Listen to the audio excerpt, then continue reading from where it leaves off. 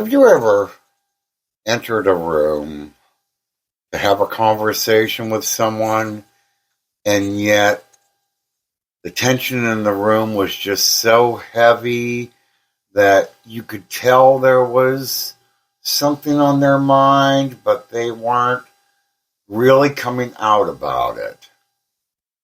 And how do you get them to talk about it? Yeah, so join us today as we take a look at, is silence really golden?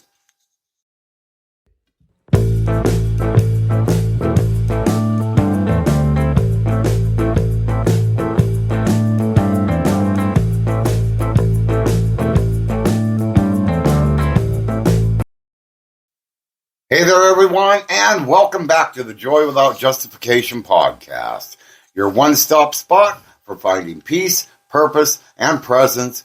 No explanation is needed. I'm your host, Denny, and with me, as always, is my co-host.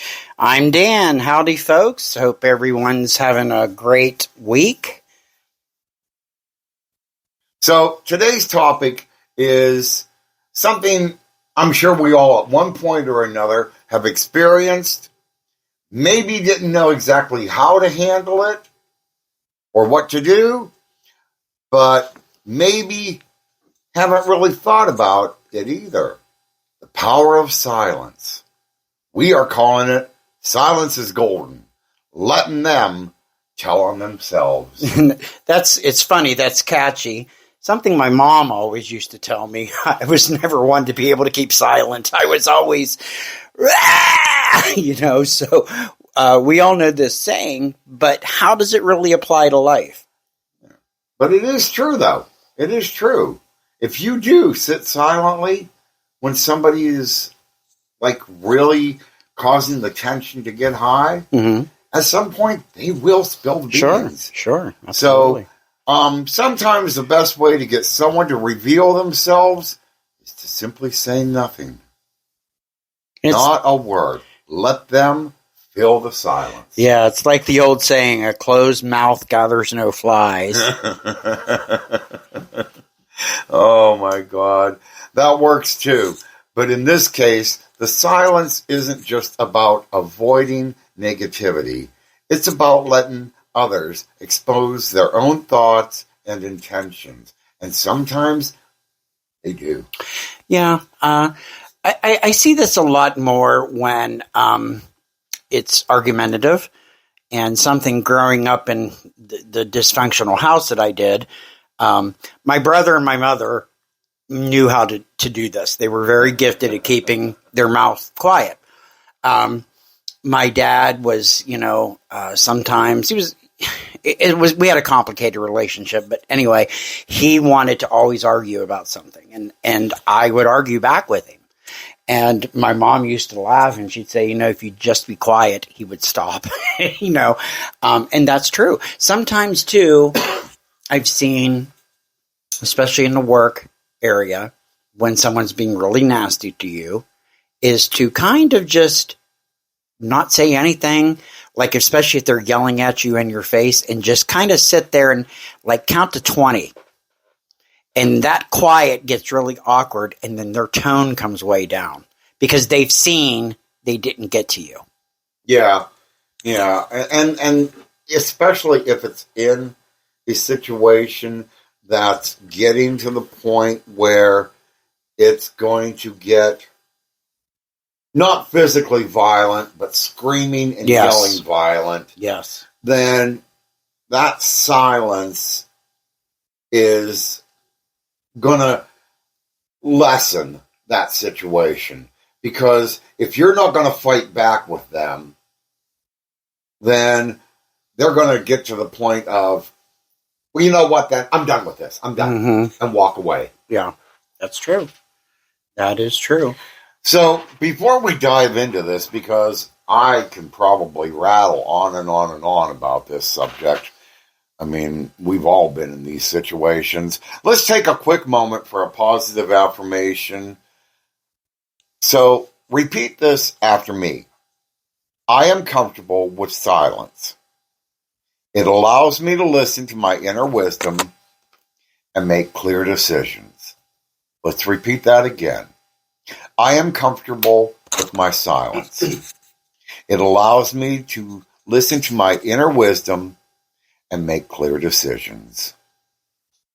Now let's get back to this. So let's say you're in a negotiation or a disagreement or an argument.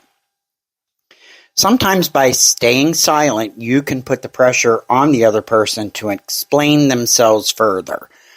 This can reveal inconsistencies or hidden agendas, especially if someone's not being truthful, because their stories will change. Because a liar, they usually forget what they just said, and they'll trip themselves up. Here's another thing. I think most of us, when we're in a heated discussion, want to feel that sense of control. So we want to have the last word. Well, yeah. Wait. But sometimes what I've seen is if you just get quiet, you take all that power and you take the fun away from them. And being quiet can just simply de-escalate that. And when you're quiet, you are in control. Because what you're doing is you are not reacting, you are responding.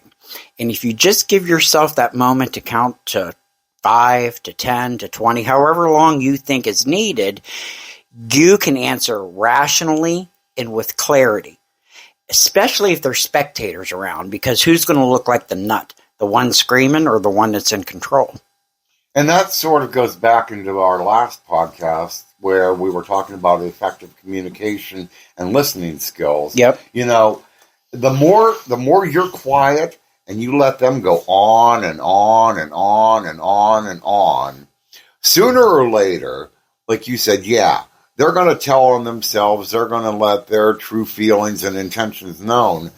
But the quieter you sit and listen to what they're saying, you're going to get a deeper feeling and understanding of what maybe brought this about. Sure.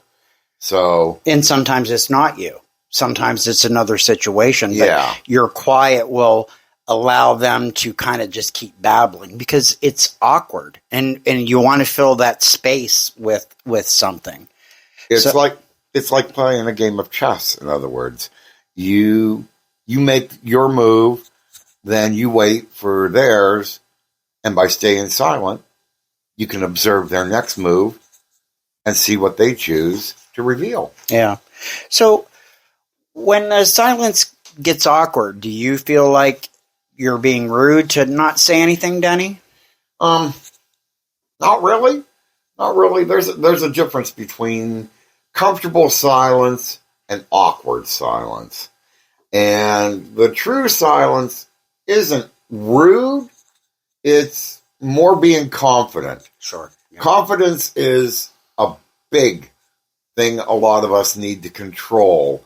You know, you sitting there silent is showing your confidence in your point, and letting them babble on and on and on about what's going on or what their problem is showing their lack of confidence, their lack of either leadership or whatever. And this allows them then to more or less expose and get that off their chest. And sometimes that's maybe a good thing. Sure. I mean, sometimes if you sit there quietly and listen and let them go on and babble, that gets some that off their chest. And then maybe the situation doesn't ever happen again. Right. But it also shows that you are comfortable and waiting. And you are waiting for them to complete the picture before you respond. Sometimes, too, I know sometimes, it could be with your friends, but oftentimes we see it in work situations where someone might hand you that passive-aggressive, backhanded insult, and our reaction is when we feel like we've been slighted is to do a comeback. But sometimes what I read somewhere is to count to 10 and to kind of casually look at them and go, did you really mean what you just said? in a very calm voice. And especially if there's an audience, they'll try to take it back because now they're looking like an idiot. Yeah. Yeah. But that's everyone. I mean, and that's where, again, you need to have that confidence and that control in yourself to be like, you know what? Do I want to stoop down to their level? Do I want to stoop down and make a comment back just because of what they said? Yeah. Or do I want to look like the bigger, better person, not even respond to what they said? Mm-hmm. Just walk away. Yep. Just walk away. Yep. Who looks the bigger person? Right. And if it's someone is being nasty, I think they want a reaction. They want to get a rise out of you. And when you don't give it to them, you just kind of deflated them. I know. And that's the fun part of it. They may go, wow, you noticed he walked away because I'm blah, blah, blah. But deep down, they really want you to get upset. Yeah. You know, and you've taken all that fun out of it. And anybody that truly knows you Mm-hmm. is going to know, well, wait a minute. No, that's not the way he is. Right. He doesn't fight back, or she doesn't, make snide comments back. She always plays the bigger role Mm-hmm. and either walks away or just lets it go. And we're not saying that that you have to be quiet like for hours. Don't be a doormat and let people just walk on you. But we want to make sure our listeners understand that we're not saying that in every conversation you just stand there and stare at them. But when you want to take authority over that conversation, there's so much power in silence. There's just so much power. There is. I never believed it either. I mean, I come from a long line of dysfunction. So, just speaking your mind was kind of what you were taught to do, but there is so much power. And if you're like me and you had the self-worth issue and all that kind of stuff, it kind of is more, it helps you in your self-esteem to know that I can just walk away and it's not going to bother me. That's kind of powering that way too. But thank you. I also want to just say that we would love it if you would rate and review and share our podcast. We're kind of new at this. We are two guys that really, want to help people to find their self-worth. We're a novice at this, but we would love some feedback. We would love you to rate and review and share our podcast so that we can, be out there in the algorithm. Yeah, we are a novice at the podcasting, but we have been through a lot of this. So what we talk about has been a lot of what we have experienced in our lives. Absolutely. So, and if you have any questions or topics that you would like us to discuss, please shoot us an email at joywithoutjustification@gmail.com. We would love hearing from you. So what are we discussing on the next program, Dan? Well, next program is a subject you know quite a bit about, Dan. We are going to be talking about boundaries, setting healthy boundaries, and how they are crucial for mental and emotional well-being. And it's really something I've just learned to do this year, really, and it's been an adventure, let me tell you. And so we want to thank you for joining us today here at Joy Without Justification.